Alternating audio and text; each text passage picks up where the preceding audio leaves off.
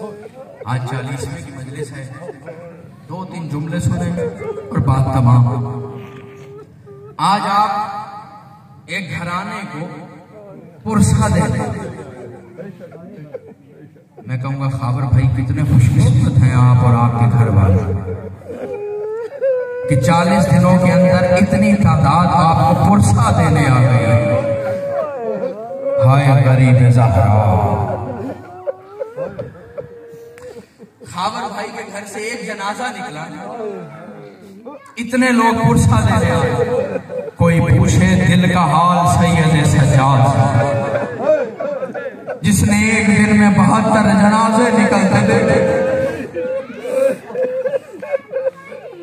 इन्होंने अपने वालिद को गुस्ल भी दिया, कफन भी पहनाया, लोगों ने बढ़ बढ़ के कंधा भी दिया कि औलाद को कंधा देने नहीं देते कि बाप है या माँ है। लेकिन हाय गरीबी सैयद सज्जाद। मकतल कहता है मेरा चौथा इमाम अपने बाबा के लाशे पे खड़ा रंग सर्द हुआ। सानिया ज़हरा ने करीब आके कहा मेरे लाल अभी हमें तेरी जरूरत है, अभी ठीक शाम तक बचाना। इमाम ने तड़प के कहा भी जरा इंसाफ कर, जिसका मुझ जैसा बेटा हो, बाप का लाशा पे वो कफन है। तो 2 जुमले होते हैं तमाम। इनके वालिद का चेलू, फातिहा पढ़ी जाएगी, दस्तरखान सजेगा, गरीब से गरीब का भी चेलू। घर वालों की कोशिश होती है दुनिया की हर नेमत रखी जाए। सुनोगे ज़हरा के बेटे के चेहलों में क्या था? मकतल कहता इधर चेहलों करीब आया। सानिया ज़हरा ने बीवियों से कहा देखो आज का खाना ना खाना मेरे भाई का चेहलों। उधर सूखी हुई रोटी के चंद टुकड़े रखे गए, थोड़ा सा पानी रखा। बस एक रिवायत सुने आपकी रहमत दवा। मुख्तार कातिलाने हुसैन से इंतकाम ले, हर एक को बुलाते, उससे पूछते तूने क्या सितम किया? वो सितम बताता, मुख्तार का तलगा। इतने में एक शोर हुआ कि ज़जर इब्ने कैस मलून पकड़ा गया। इस मलून को पकड़ के लाया। इमाम ने कहा बता तूने क्या जुल्म की? का बेहतर है मुख्तार ना पूछो, मुझे डर है अगर मैंने बताया तो कोई दरबारी मार ना जाए। मुख्तार ने तड़प के कहा तुझे हमारा इतना ख्याल, जुल्म करते हुए हुसैन का कोई ख्याल ना? का देख बताना तो पड़े। का मुख्तार मैंने करबला में 72 जुल्म का कोई एक जुल्म सुना? का मुख्तार मैंने करबला में 3 मौकों पे 3 पत्थर चलाए। बस ये सुनो और तुम्हारी रहमत दवा। मसाइब का ताल्लुक एहसास से होगा। घर जाकर सोचना तो मैं पढ़ने लगा कि मैंने 3 मौकों पे 3 पत्थर चलाए। क्या बता का मुख्तार पहला मौका वो था जब अब्बास पानी मश्क में भर के ले जा रहा था। का मैंने पहला पत्थर अब्बास की पेशानी में मारा। मुख्तार तड़प। का दूसरा मौका सुनो। का मुख्तार ना सुनो तुम मर जाओ। का नहीं सुना? का मुख्तार अगर जिद है तो सुनो।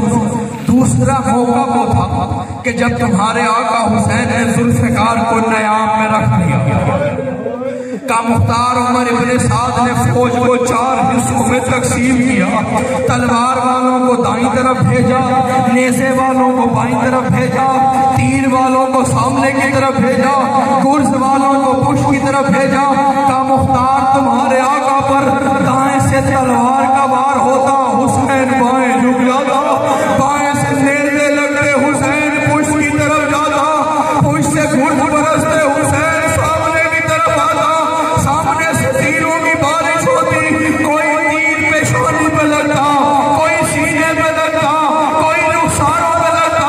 कहा मुख्तार तुम्हारे आका के जिस्म पर कोई जगह ऐसी नहीं थी जहां से खून के फव्वारे ना निकल रहे हो।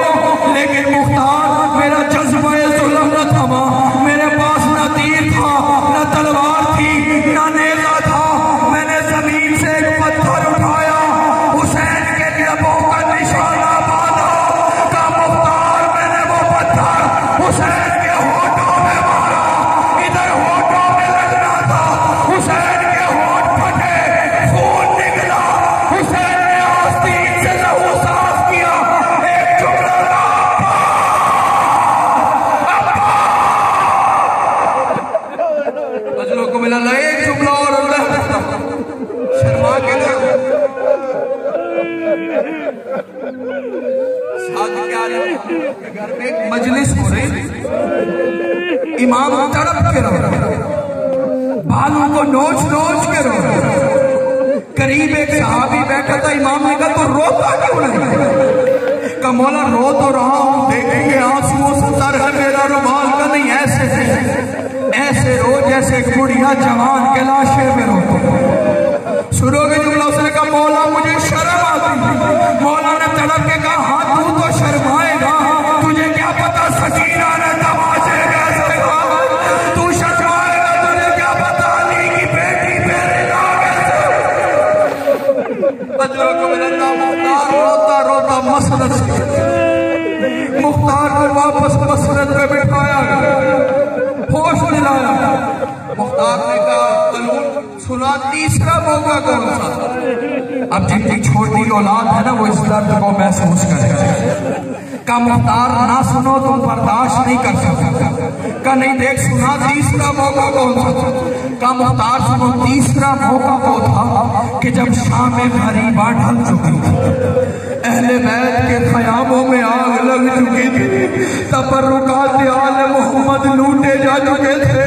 का मैं एक टीले पर बैठा था, मैंने क्या देखा, कोई 4 साल की बच्ची है जिसके दामन में आग लगी हुई है और तड़पती हुई कह रही है बाबा बाबा बाबा। का मैंने देखा वो चलते चलते उस संदूक के पास आई जिसमें हमने हुसैन का कटा हुआ सर रखा था।